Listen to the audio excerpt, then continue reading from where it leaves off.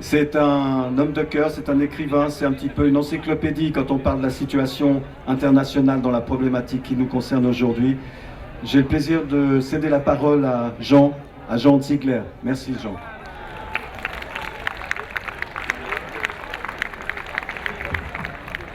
Alors, cher Michel Baumann, mesdames, messieurs, je voulais d'abord dire la joie que j'ai, ma femme aussi, mes amis, d'être ici. C'est une magnifique assemblée.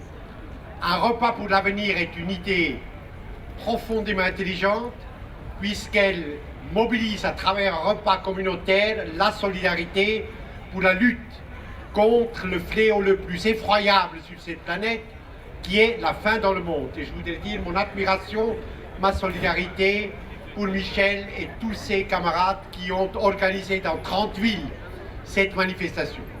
Vous savez que tous les 5 secondes sur cette planète, un enfant meurt de faim, 57 000 personnes meurent de faim tous les jours, et 1 milliard sur les 7 milliards que nous sommes sont en permanence gravement sous-alimentés. Et le même rapport sur l'alimentation mondiale de la FAO, donc de l'ONU, tout à fait neutre, dit que l'agriculture mondiale, dans l'étape actuelle de son devenir, pourrait nourrir normalement 2200 calories individuelles par jour, normalement 12 milliards d'êtres humains, donc presque le double de l'humanité. Autrement dit, il n'y a pour ce massacre quotidien de la faim dans le monde aucune fatalité. C'était différent il y a 200 ans. Aujourd'hui, il n'y a plus de manque objectif sur cette planète. Un enfant qui meurt de faim, maintenant où nous parlons, est assassiné. Le produit de, vous savez qu'une dizaine de sociétés transcontinentales privées contrôlent 85% du commerce mondial des aliments de base. Aliments de base, c'est maïs, blé et riz qui couvrent 75% de la consommation mondiale. Ces trusts mondiaux de l'alimentation, ces dizaines de trusts, fixent les prix des transports, du stockage et de la vente des aliments, décident chaque jour qui va vivre et qui va mourir. Ce sont des monstres froids qui fonctionnent, bien sûr, et ce qui est normal, selon le principe de la maximalisation des profits. Une remarque supplémentaire très précise, aujourd'hui, le produit de ces manifestations à travers l'Europe va à Ekta Parishad, qui est un grand mouvement paysan.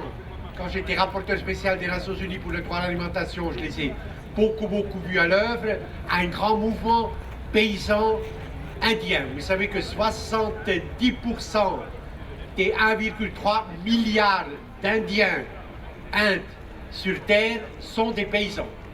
Et parmi eux, une grande masse, plus de 560 millions, qui sont en dessous du minimum vital. La moitié de tous les enfants sous-alimentés du monde, la moitié, se trouvent en Inde. Et Ekta Parishad organise syndicalement la défense de la terre, du droit à l'alimentation de ces paysans, qui se font assassiner, qui se font déporter, qui se font séquestrer la terre. Et donc l'acte international de solidarité est plus qu'un acte de partage, et l'argent est bienvenu bien sûr là-bas, mais est un acte de protection pour ces hommes et femmes, syndicalistes, militants des droits de l'homme, qui essayent d'aider l'instauration de la souveraineté alimentaire en Inde. Vive la solidarité internationale, vive l'espérance révolutionnaire d'un monde sans fin.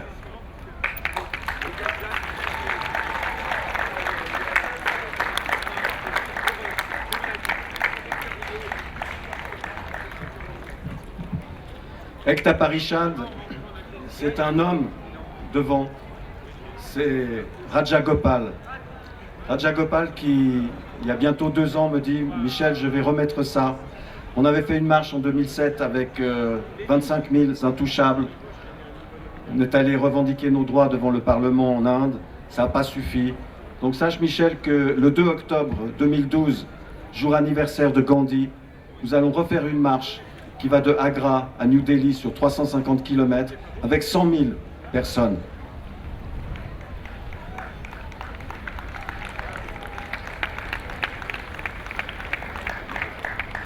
Par votre présence, mesdames, messieurs, par la présence des 32 villes qui participent simultanément à cet événement, nous allons financer, j'espère totalement, l'encadrement de cette marche. Ce n'est pas une mince affaire, c'est bien sûr une marche non violente, et elle le sera, c'est sûr, mais ma foi, vous comprenez bien que 100 000 personnes, ça demande un peu d'encadrement. Donc c'est notre rôle. Ekta Parishad, nous allons donner un bon pourcentage de la recette d'aujourd'hui pour eux, mais dans le concept d'un repas pour notre avenir de 1000, nous avons aussi la proposition toujours pour chaque ville participante de donner jusqu'à 80% des recettes pour des projets locaux ou pour d'autres projets internationaux menés par des locaux. J'aurai l'honneur et le plaisir, en début du repas, de vous présenter 3 associations à qui également nous allons faire don de par vos bons de participation aujourd'hui, parce que vraiment sur le terrain, ils font un magnifique boulot. J'ai été visiter entre autres en Inde 2 fois École de la Terre, qui peuvent se targuer d'avoir déjà monté une trentaine d'écoles dans des endroits qui en avaient vraiment besoin en Inde, mais il saura vous le dire mieux que moi ce qu'il fait là-bas. Il y a également Swissaid ici, qui est un magnifique concept et de projet au Niger, qui viendra se présenter son projet. Et puis également un projet de don du cœur, qui a quelque chose de magnifique en cours aussi au Cambodge. Donc voilà,